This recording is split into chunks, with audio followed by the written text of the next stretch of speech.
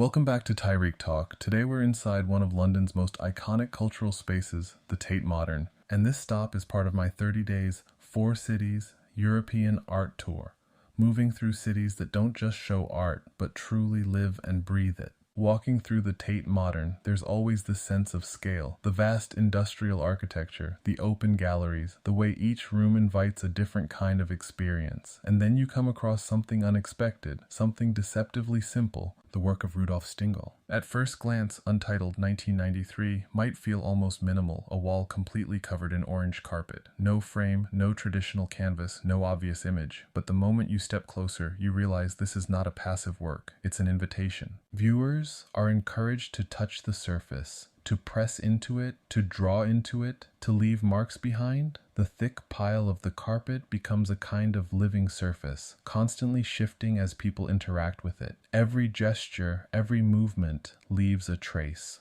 And in that moment, something fundamental shifts. The role of the artist changes, the role of the viewer changes. Instead of presenting a finished object, Stingel creates a system, one that depends entirely on participation. The artwork is never complete, it evolves over time, shaped by every person who encounters it. What's fascinating is how this challenges traditional ideas of authorship. Who made this work? Is it Stingel who created the framework, or is it the accumulation of all the people who have touched it, altered it, and left their mark? In a space like the Tate Modern, this becomes even more powerful. Museums often carry a sense of distance, objects that are meant to be observed, preserved, protected. But here, that distance collapses. You're not just looking at the artwork, you're part of it. There's also something deeply physical about the experience.